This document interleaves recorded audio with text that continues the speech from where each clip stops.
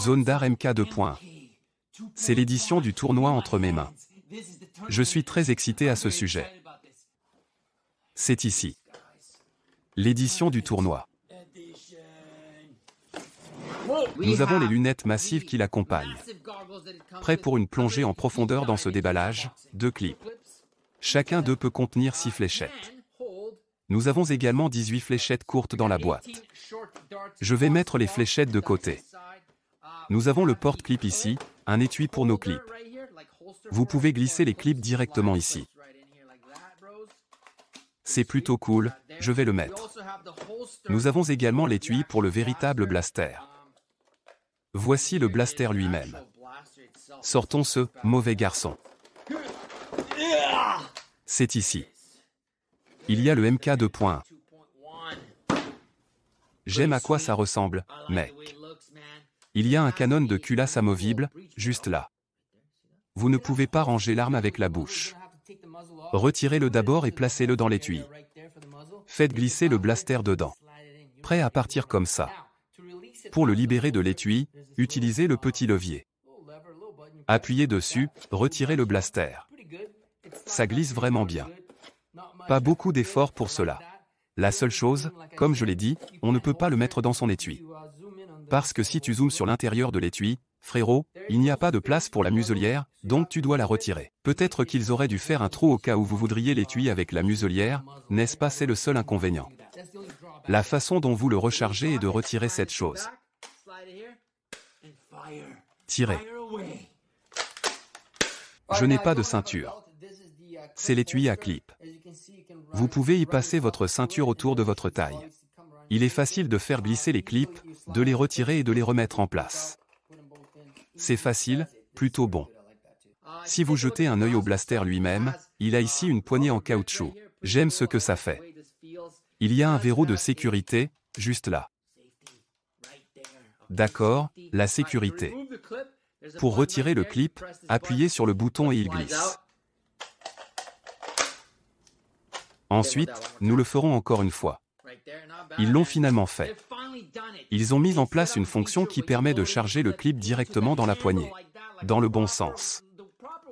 Nous effectuerons un test de précision en interne. BG et moi allons essayer de tirer la coupe. Nous remontons 20 pieds pour voir quelle est la précision de cette chose. Nous avons mesuré tout le chemin jusqu'ici. Nous sommes à 20 pieds juste ici, au bord de la porte. Vérifions l'exactitude. D'accord. Je n'en sais rien, les gars. 3 coups, je suis dehors. 4e coup, touchez la cible. BG va essayer de faire la même chose. 4 coups. D'accord, je remets le blaster à BG. Vérifions son exactitude. Donc, allons-y. Tire 2. 2. Ça devrait aller. D'accord. Je pensais que tu serais plus précis. Oh. 3 coups de feu ont été tirés. 4e, c'était serré. Trajectoire. Vide, rechargez-le. J'aurais touché ça. Le dernier coup. Oui. Précision, pas la meilleure à 20 pieds. Donnons une autre chance. 3 coups chacun. Si aucun de ces éléments ne touche, ce n'est pas précis à 20 pieds. Ensuite, nous testerons la portée à l'extérieur.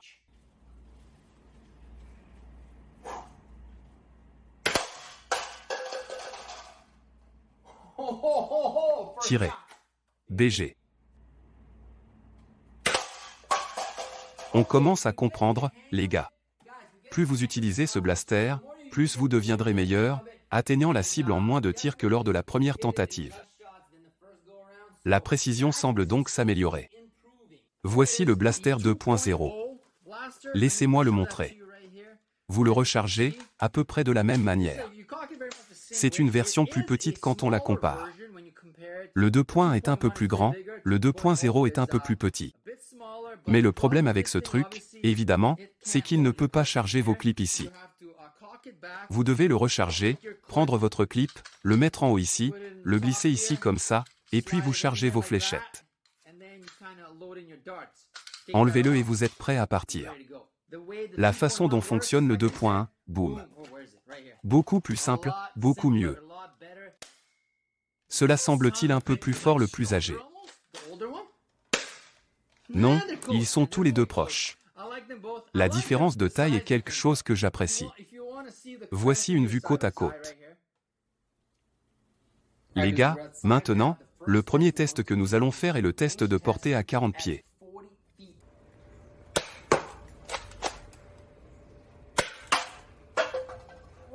Ce deuxième coup, 40 pieds. Très bon. Si nous nous cachons dans le garage, c'est parce qu'il fait très chaud. Il fait environ 36 degrés Celsius. Il fait chaud et tester cela est un défi. La dernière chose, je vais laisser BG s'en occuper. Nous allons reculer encore de 55 pieds et voir si cette chose peut atteindre la cible à cette distance. Je ne pense pas qu'il faille chercher à faire exploser quoi que ce soit de plus loin que ça. Au-delà de 60 pieds, si vous essayez de frapper quelqu'un avec ce truc lors d'un tournoi ou d'une sorte de guerre-nerf. Oui. Quoi? Un cliché assez épique. Mais cela a ricoché et est ensuite reparti dans les coupes.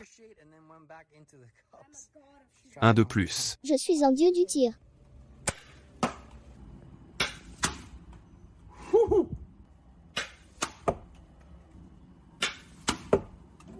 J'espère que vous avez entendu cela sur cassette. Lorsque ces fléchettes étaient tirées dans ce coin, on pouvait les entendre siffler. C'est intense, vous pouvez faire exploser quelqu'un à 50 ou 60 pieds, il peut certainement atteindre l'objectif. Vous devrez peut-être compenser la trajectoire de la fléchette, mais elle a toujours une puissance à 25 pieds. Je suis très impressionné. Si vous avez regardé les récentes images du tournoi Darzone Pro il y a quelques semaines, tous les pros utilisaient des demi-fléchettes. Cela vous dit une chose, ces choses sont fiables, probablement plus précises et plus prêtes au combat que les longues fléchettes ordinaires. Les demi-fléchettes sont la voie à suivre pour la précision et la fiabilité. Le fait que les pros les utilisent en dit long. Pour le charger, glissez-le simplement dans votre clip et vous êtes prêt à partir.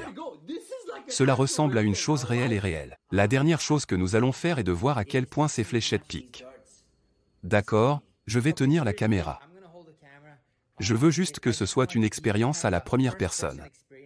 Lorsque cela me fera exploser, vous connaîtrez ma réaction et je vous donnerai un impact sur une échelle de 1 à 10 en termes de douleur. BG a reculé de 15 pieds. Il va me frapper, pas au visage, évidemment, mais juste ici, dans la poitrine. Prêt? Oui. Être exposé au soleil, il n'aime pas ça. Essayons ceci. Ici. Frapper. Sur une échelle de 1 à 10, les doubles fléchettes se situent à environ 4. Essayons une seule fléchette, mon frère. Pourquoi c'est des doubles fléchettes, mec? D'accord, pareil. Cela ne faisait pas mal différemment. À ce stade, je vais protéger mes nards, juste au cas où. 25. 25. Protégez votre visage. D'accord, maintenant. C'est presque pire vu de plus loin. Donc, un 5 à distance. Pas mal. L'impact ça pique, mec. Je veux essayer encore une chose. Si vous participez à un tournoi professionnel, vous ressentirez cela, à moins que vous n'ayez ces gilets tactiques. Vous ressentirez certainement un impact, vous serez touché. Très bon. Assez bonne performance, assez bonne portée, assez bonne précision. Comme vous venez de le voir. Très très bonne prestation. Très bonne précision. Pour un tournoi Darzone Pro, les demi-fléchettes sont la solution. Bravo pour ce blaster, nous avons un autre blaster Darzone Pro et nous le déballerons et le présenterons la semaine prochaine. Restez à l'écoute. Nous espérons que ce blaster vous plaira.